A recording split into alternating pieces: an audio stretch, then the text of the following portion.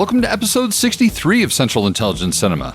Today we've got an intel report on deck for you, jam-packed with the latest on Argylle, Bond, slow horses, and all sorts of developments in spy movies, TV, and pop culture. But without further ado, take it away, Pierce. Beg your pardon, forgot to knock.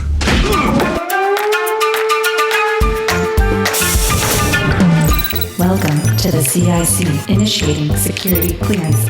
My name is Napoleon Solo. Bond. James Bond. Natasha Romanoff. Ethan Hunt. Felix Leiter. Elsa Faust. Identity confirmed. Now, pay attention, 007. Welcome to Central Intelligence Cinema, a podcast dedicated to spy movies and secret agent pop culture. Your mission, should you decide to accept it. Do you expect me to talk? I'm in the middle of an interrogation. This moron is giving me everything. Yeah, baby! Special agent, you're not having a very special day, are you? But remember, nothing ever goes according to plan. Tom, what do you think you're doing? Keeping the British hand up, sir. The state will self-destruct in 5 seconds. Recording from your average, ordinary, undisclosed location. It's a Central Intelligence Cinema podcast. I'm Jason Greenberg, and with me, as always, Ben Esslinger. Thank you, Jason. Thank you, Jason. And welcome back to the CIC, the spy movie podcast that is just days away from a movie we didn't even believe existed for most of last year. It's so exciting. It's so exciting. The man with the giant hair. Also can be used as a Brillo pad to clean your stainless steel. That's right. That's right. But we are back to do a little intel action for you. Talk about all the latest ins and outs, the what have yous, the the things that are relevant to you and our mutual interests. That's right. Indeed, indeed. But yeah. How you doing? I'm good. I'm good too. We're on a good little stint here, the CIC. We are. Our tens seem to be growing, but we're still hiding our numbers by walking in single file. Correct. It's intentional at this point, however. Yes. Now it's tactical. We're not just using Tusken Raider tactics to hide our numbers. We're actually demonstrating them so that people don't know exactly how many there That's are. right. That's right. But we just recently got a great new review on Apple Podcasts, so that's nice. Thank you, tens of listeners, and we encourage that sort of behavior around here. Should we get into? Hey, before we get into the intel report, we got some shout outs. I'm still working on that little bumper there. Yeah, I'm still working on. Now I'm just sort of, I just got to make it up as I go because I haven't had time. Hey, work's been busy. All right. So anyway, first off, I have some country shout outs, as I like to say, because every once in a while I'll be checking the numbers of things and notice that certain countries suddenly check in with us that have never checked in before. So shout out to Kuwait and a shout out to New Zealand. Both brand new listeners have emerged from those countries. So and such a tight bond between Kuwait and New Zealand. Right. I mean, you hear about it in the news all the time. All the time. So much in common. So much. But thank you and welcome. We hope you continue to listen. In addition, man, we've got some great tens out there. I would almost downright say illustrious tens who are listening. I mean, let me tell you, I was told a story recently that was pretty crazy. Pretty crazy from one of the tens. Our tens are no slouches. Let me just say no slouches. Let me just say it that way. They're no slouches. Also, we got an email from our buddy Chris Walkden out there. Dropped us a line giving us love about Octopussy. Said, just listen to the 2-part review on Octopussy as usual. You guys knocked it out the park. I remember loving this film when I was a kid and loving the Moore films in general and loving all the gadgets. Now I've been rewatching Dr. No onwards and have to admit I prefer Connery's Bond and the earlier films in general. That is an excellent assessment, Chris. I am 100% in agreement. There you go. We all know you have a soft spot for Raj. I do. I have a soft spot for Raj. He's the man. But I like them all. But yeah, thank you, Chris. Always appreciate when we get emails. Also, a quick shout out to our world-class anonymous agent in the field who requested Spy Game. Certainly a mission worth accepting. Oh, yeah. It was a ton of fun. Yeah, it was a ton of fun. And it's apparently a lot of people wanted to listen to that review because it's one of our top downloaded episodes. Well, hopefully we did not disappoint. Hopefully so. But hey, if you want to request a movie for us to review, why not get in touch? Or maybe just give us your opinion on something we reviewed, or your opinion on a movie, or any of those sort of things. Or your opinion on our stupidity, or things that we say incorrectly. All of those things. Just let us know. That's right. Believe me, we can take criticism. We were art students. That's right. On email, it's cicdeaddrop@gmail.com. On Instagram, it's Central Intelligence Cinema, separated by underscores. It's the same thing on Threads. On Twitter or X, it's at CIC Spy Pod. We've got a whole bunch of other ones, and you can find links to all of them at the bottom of the show description for this very episode. So, yeah, please get in touch. We would love to hear from you. All right, well, should we get into this Intel stuff? I cannot wait to talk about hair. Let's talk about hair. Looking for a news story? Impress me. Transmitting CIC Intel dossier. They'll print anything these days. That's right.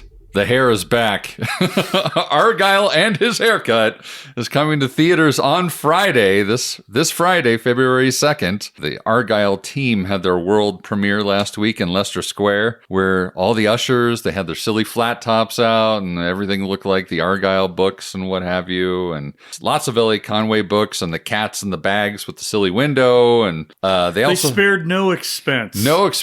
Dude, have you noticed the marketing for this thing is through the roof? Like, it has been invasive on every level. Like, I saw it I was just flipping channels. I don't even watch American football, but I flipped and I noticed like there was one in the middle of a football game. There was one in the middle of an NBA game. It's everywhere. Argylle is everywhere. It's frightening when they have to invest that much money into marketing a product. Yeah. Although we saw the trailer and it looked really good. It does look fun. There were some initial reviews. Now, there's still an embargo. I did not find the soundbite. I'm sorry, Jason. Okay, fine. I'm going to do it then. Okay. Embargo! I feel better now. Okay. But there is currently a review embargo until the movie actually comes out. But there were some initial reactions, if you will, to the movie. But, of course, they were all positive because, I mean... people want to continue going and reviewing movies for things. Right. And getting access to seeing said movies. Right. So, of course, they're all positive. They also dropped what I can only guess is the Argylle theme song. It's called Electric Energy, which is like this snappy disco tune that was written and performed by Ariana DeBose, Boy George, and Nile Rodgers. It's fine. It's an interesting combo. It is an interesting combo. It's fine. It seems funny to me that you've got Dua Lipa in the movie, but you don't have her do the song for it. Yeah. I mean, Madonna wasn't in Die Another Day either. No, she did the theme song and she was in the movie. She was in the movie? Oh, yeah. Where was she in the movie? She was the fencing instructor of Miss Frost. Of Miranda Frost. Oh, that's right. Yeah, and Bond has to like zip up her corset or tighten up her corset. I remember. You know why I forgot? It's because it's like every other Madonna performance in a movie. You don't remember it when you're watching it, let alone after you're done. And you tend to not want to remember it. Yeah. Wow, that's hilarious. Yeah, so we will see. I'm sure the CIC will be doing a first reactions of our own, probably with a little less filtration going on. There will still be a lot of hair commentary. There will be hair commentary, and there will be actual opinions given, not just paid opinions given. Well, I'll go ahead and make a prediction on this one. It's going to be perfectly adequate. Okay. And have a lot of bad hair. That sounds about what it... There might be a cat. There's definitely a cat. I mean... I don't know if it's a real cat. It could be a CGI cat, but there's definitely a cat. It's definitely a cat. It's got Samuel L. Jackson, so I'm going to go out on a limb and say there's going to be at least one motherfucker in this movie at some point in time. Well, and I would say that whatever percentage that Samuel L. Jackson is in the movie, that's going to be guaranteed good part of the movie. Oh, absolutely. So that's that for me, at least. I'm like, well, there's going to be at least some part of this movie that I'm going to like. And it doesn't seem from the trailer he's going to have some weird lisp thing going on. No, just so apparently got different direction from Matt this time around. Yeah. But it turns out that Argylle won't be the only spy movie featuring Henry Cavill. Yay! Yes, coming out this first half of the year. The Ministry of Ungentlemanly Warfare has now set their release date for April 19th, which I'm very excited about. That one... Me too. I think that... So, Guy Ritchie has been on this run where he's just making movies like mad, and he's making them very quickly. Yes. I feel like this is one of those ones where he's not just playing the numbers game. Like, I feel like this one could actually It feels like it's going to be a Guy Ritchie movie. Well, it's certainly going to be a Guy Ritchie movie, but I mean, I think about... Operation Ruse de Guerre, longest title ever for a movie. Yeah, I think about that, and that felt very rushed and just sort of not... Unfinished, almost throwaway. Yeah. I mean, it was still entertaining, but it felt like there could have been a lot more that one tender was a loving COVID, care that one was put a into COVID it. baby too, though. So you have to take some account into that. There was some production issues going on with that one. So, but I have high hopes for this Ministry of Ungentlemanly Warfare. Definitely. To quickly remind the listeners, the movie, which is based upon recently declassified files of the British War Department, tells the story of the first ever Special Forces organization formed during World War II by the UK Prime Minister Winston Churchill and a small group of military officials, including author Ian Fleming. Did he write anything that anybody knows about? I think he wrote this, I think it was this book about this guy named Jimmy Bond. Jimmy Bond, yeah. That's right. He was like some sort of like burnout alcoholic that killed people or something. I think that's what it was. He died from like liver failure, I think is what happened to him. Either that or a giant bomb that just... Anyway, I'm not even going to get into that.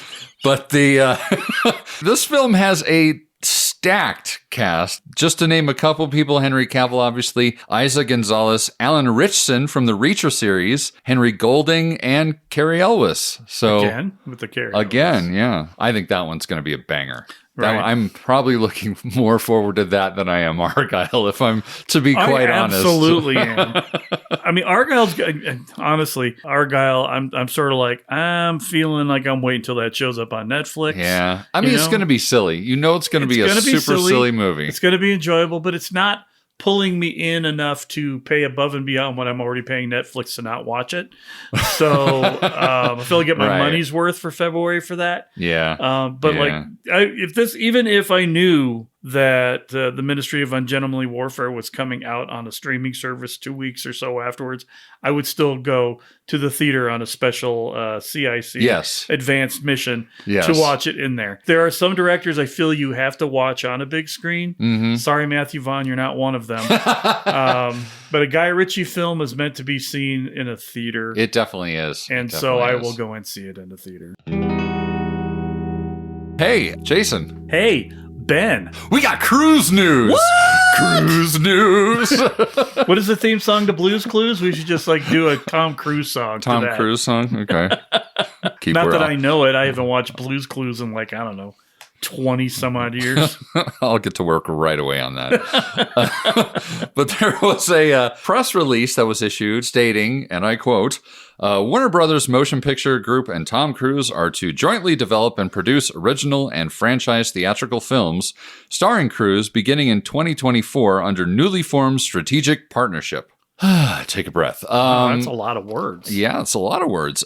So yeah, that is happening, and this sort of comes on the heels of the rumors that are swirling that Paramount's going to be bought out either by Discovery or WB, or I don't even know who owns who anymore. Warner Brothers and Discovery are currently the same thing? an amalgamated company. Okay. So they're looking to possibly add Paramount to the stable. Jesus. Which I'm curious. And don't they already own HBO? Isn't that part of the whole Max extended universe? Yeah, they do. Wow. And I don't remember from the article whether they were going to pull out CBS with that, because CBS owns Paramount. Oh, that's right. Not Paramount owning CBS. That's it's the other way around. So I don't remember if Viacom owns everybody, but Viacom used to own CBS, Paramount, MTV, all the other weird cable channels that aren't owned by Discovery. Right. I don't know. I mean, Disney bought Fox, but they had a tactical reason for buying Fox. Even Sony's like, you could buy our movie stuff if you want for a lot of money. Do you want your Spider-Man back? Here you go. This one seems like a weird flex for Warner Brothers. Yeah. I don't think that's going to make much difference as far as Mission Impossible 8. No, in that article, they did specifically say it does not affect his agreement with Paramount. Okay. It's just he's also signed on to do content with Warner Brothers. I wonder if he's hedging his bets, if he's seeing sort of what's happening. I mean, and I'm just going to go off on a minor rant here. It's just there's been a string of articles talking about how Mission Impossible Dead Reckoning Part 1 underperformed. And there's there's a lot of theories about why. And I really like one of the biggest ones I just read recently was talking about how them putting Part 1 at the end of the title was a huge deterrent to people going to see the movie. I think I actually said something about that when we first started covering the stuff on there. It's very unusual to throw that into a movie because I think we were talking about Dune as well. Yeah. But Denny came out saying you have to do it in 2. There's no way around it. And anybody who'd ever read the book's like, yeah, that's actually true. Right. But in a sequential amount of movies, you don't really throw a number on it unless there's a Star Wars in the title for it to be effectively, and they don't ever say Star Wars part, it's just episode. So it's a fancy way of saying part. Right. Right. And sure, there's some credibility to that, to the whole Part 1, Part 2, because it sort of gives off this daunting challenge almost to the viewer. But my big thing, I still maintain that the Barbenheimer thing is what really sunk Mission Impossible Dead Reckoning, is because Paramount didn't know what the hell they were doing as far as when to release the movie. They barely got any IMAX screens. It was only out for a few weeks before Oppenheimer came out and just destroyed everything in its path, which no pun intended, but when you think about like the 2 big alien movies of 1982 were The Thing and E.T. And if I recall correctly, and anybody out there, feel free to correct me, I believe The Thing came out 2 weeks before E.T. did. And it came out in limited release because it's a John Carpenter movie that was supposed to go to national. So by the time it went to full national release, E.T. was there. And had smashed everything. And destroyed everything. Yeah. So here's this great movie, probably John Carpenter's best movie that he ever made. Sure. And it's fabulous horror, science fiction, all this other stuff. Right. But nobody gave a shit because, right? Right? The Spielberg juggernaut was in full effect, and that movie got crushed. And yet, objectively, it's a better movie. The Thing is a significantly better movie than E.T. Right. Right? So, it's not about the quality. Sometimes it's just about picking the right lane and going. Yeah. And I think you're absolutely right. If Mission had come out a month earlier, or a month later, or 2 months later, because 2 months later, that train was for the rest of the summer. If they'd made it like a fall release, it would have smashed. It would have killed everything that was in that market. Yeah. So you're right. It suffered from that. But how does a movie underperform that makes how much money? Come on. Yeah. I mean, it's like... Well, that's the thing is part of this is that the goalposts have been moved. Yes. And now, if it doesn't make close to $1 billion, it's now considered a failure. And the only reason why it didn't make as much profit, everybody knows this. They tried to keep shooting during the pandemic. That thing was, cursed by the pandemic. And so their budget, inflated to get the thing done. That's not a true reflection of whether the movie was successfully received. You know what I mean? No, and I mean it clearly it made money. It was not like a box office flop. Right. Right. But they've all been trending downward. I don't know. Haven't they though? No, because Fallout was huge. Yeah, but after Fallout, it's Dead Reckoning. I can never remember. Can we just go to numbers because the names are too hard for me to keep in track of? No, I mean because we went 1 did well. 2 was amazingly well. Woo as fuck. And then after 2, then 3 did not do very well. Oh. Even though, I mean, most people would probably argue it's a better movie than significantly better 2. movie, but yeah. Right. And then Ghost Protocol did well again. And then based on the strength of Ghost Protocol, Rogue Nation did really well. And then based on the strength of Rogue Nation, Fallout did even better than that. And then now we had a little bit of a dip. So I mean, it could be a number of different things. It could be just natural ebb and flow of popularity or people's willingness to go watch a Mission Impossible movie. Well, and then the investment in time. Yeah. And that's almost 3 hours long. It's only to find out it's not over at the end. Right. So maybe not advertising that it's not over at the end is a better way to get people into it almost 3 hours. Not advertising that it's not over at the end and telling them that it's only part one. Right. Just let them come in and be pissed off at you after the fact. Right. It was almost like Paramount was like, these people are loyal. We can't yank their chains. We're going to give them the full skinny. Just don't ever give them the full skinny. That's right. Just don't do it. Just don't.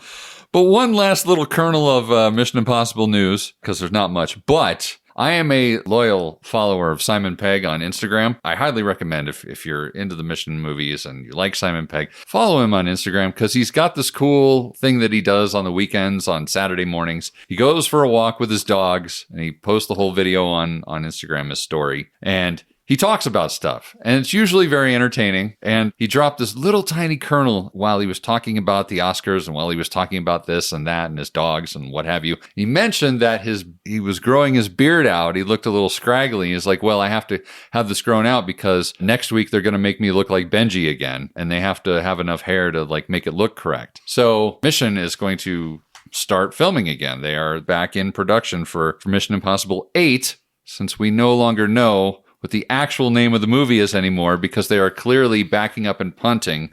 Sure. And just putting a new name on it. I think it's going to be Mission Impossible Red Deckening. Sure. Why not? But, there is a submarine. Mission Impossible. There's a submarine. The end. The end. Great news for fans of slow horses, and I'm very excited about this. A 5th season has been greenlit now, and will be adapted from the 5th book in the series called London Rules. There's no word just yet on who'll be directing, but the log line for the story reads, everyone is suspicious when resident tech nerd Roddy Ho has a glamorous new girlfriend, but when a series of increasingly bizarre events occur across the city, it falls to the slow horses to work out how everything is connected. Which is a really weird log line. Like, how did they somehow connect Roddy's girlfriend with this other stuff? Like, it's just weird that maybe they were just, how do we encapsulate this entire season in a single sentence? Right. Like, what are the highlights of season 5 going to be? Immediately, I'm like, who's playing the glamorous girlfriend? Right. What is the definition of glamorous for the people who produce this show? Right. Is it like an influencer? Is it I don't know. But Gary Oldman, Kristen Scott Thomas, Jack Lowden, and Christopher Chung are all confirmed to return, which does leave a couple names off that list. And if you've watched season 3, you know that a couple people were fired. I won't say who. Not fired from the show, in the storyline, I should say. Probably a good clarification. Yeah. But no word yet on when season 4 is going to be released. As far as I know, it's done. It's been shot because they shot 3 and 4 consecutively. There's no When word. do they typically release a show? Usually in the fall. My guess is next fall. Probably won't change that up very much. Yeah. So not a whole lot kicking around with that fella named James Bond. You mean Jimmy Bond? Jimmy Bond. The one that, what's his name? Yeah, the alcoholic that kills people. The alcoholic with a liver condition. It's written by the extremely ungentlemanly warfare-y that guy. Ian Fleming guy. Ian Flegum, Flamingo. Yeah, that guy. That fella. So there's some stuff. Eon has recently announced the release of an expanded remastered version of the Octopussy soundtrack for the 40th anniversary this year. Here's my beef. The soundtrack will be released as a double CD set. Who owns a CD player anymore? I do. All right, fine. I mean, I've owned it for 20 years, but I own one. I own one CD player, and it's the one in my car. Okay, I'm sorry, I have 2. So I just find it weird that that's the only way that they're going to sell this thing. I mean, I'm sure eventually you'll be able to get it on iTunes or whatever, but it's like, I mean, even vinyl is more popular than CDs at this point. I feel like this vinyl one could end up on Mondo or something like that. That's true. I would cross-market with a manufacturer that does that. Yeah, fingers crossed, because I would certainly prefer it on vinyl. Because who doesn't want to hear wiki wiki wiki wiki? Because all vinyl enthusiasts scratch, but I digress. They are are giving the same treatment to Live and Let Die for its 50th anniversary, which is taking place this year as well. So I might have to look into that one. yeah. Also in Bond news, and this one I may also act upon, is the Bond in Motion exhibit is coming to the International Spy Museum in Washington, D.C., starting March 1st. According to the little blurb on 007.com, the DC exhibit will feature 17 vehicles from the 007 film series, ranging from the Aston Martin DBS from Quantum of Solace to the Jaguar XKR from Die Another Day. Other highlights include the submarine from For Your Eyes Only and the MR Glastron boat from Moonraker, offering a journey chronicling James Bond's 60-plus years of adventures. And amazingly enough, an affordable price tag of $12. Well, until you throw in the cost of flying to Washington, D.C. Well, yeah, for staying me. in for Washington, me, yeah. D.C. Right, sure. Not getting shot in Washington, D.C. Yeah, there's all those things. All those things. But nonetheless, kind of nice that there is a domestic exhibit going on now for us U.S. fans. And then one final little bit of Bond news. Dame Shirley Bassey has now become a member of the Order of the Companions of Honor, one of the top honors in Britain for her services to music. So, and she is the 64th living member of that order. Congratulations to Miss Bassey.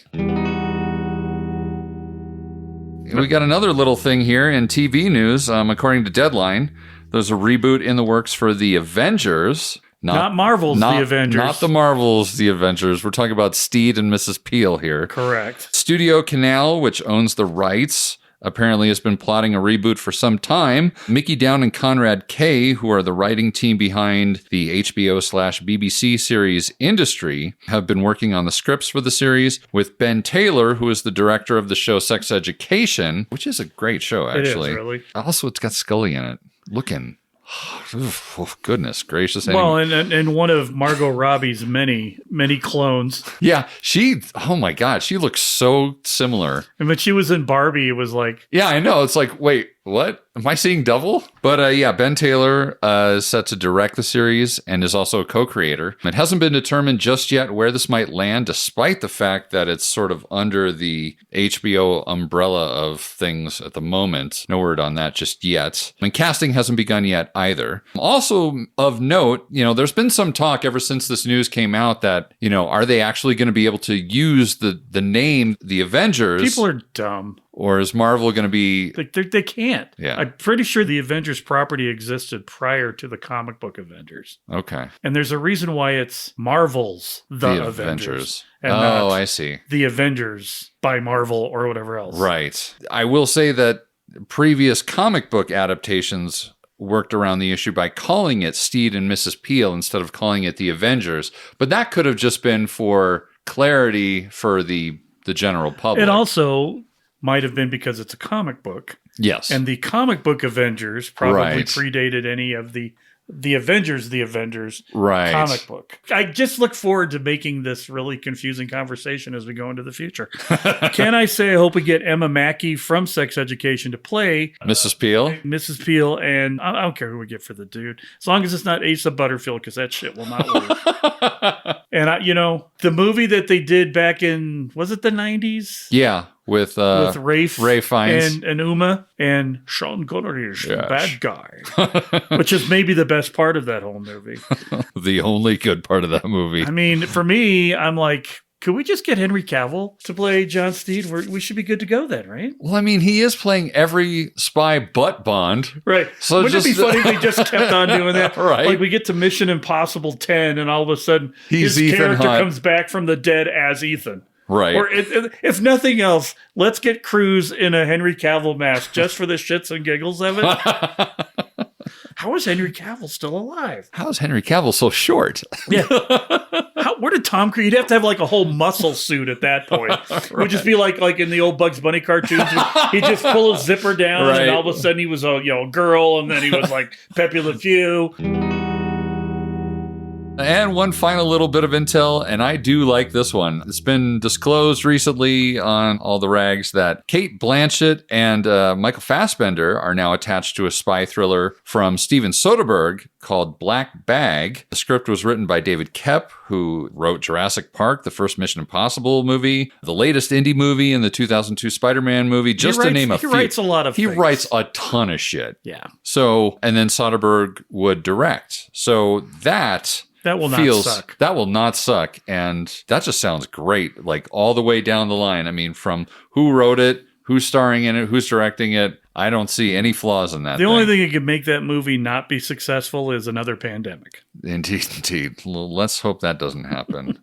But that is pretty much it for Intel today, just keeping it short and sweet. I will say on one quick note, as much as we love our tens of listeners to give us a glowing, sparkling 5-star review on the podcast streaming device of their choosing. Reviews are great and everything, and we love them. We always will love them, and we'll always point them out. But you know what takes less time probably and helps just as much, if not more, is telling your friends. Tell your friends about the CIC. Tell your peeps at work. Hell, tell your dad or your mom or tell somebody about it. I mean, tell your dog if your dog is an avid podcast listener. That's right. So, I've heard, there's this brand new thing out there called word of mouth. Was that something the youths are using these days? I guess that's what the kids are doing.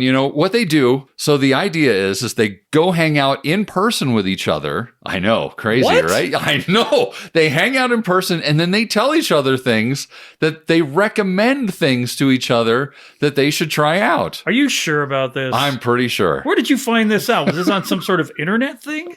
Yeah, well, it was on Instagram. So, but yeah, sounds like a good idea. And I bet it would really help the CIC out. Just tell your friends. Tell your friends. Tell your friends. Tell your friends. But any last thoughts before we get out of here? No. Short, sweet. I'm sure we will have quite a bit more coming very, very soon. But with that, I'm Ben. And I'm Jason. And the CIC will return with more missions, more martinis, and more mayhem.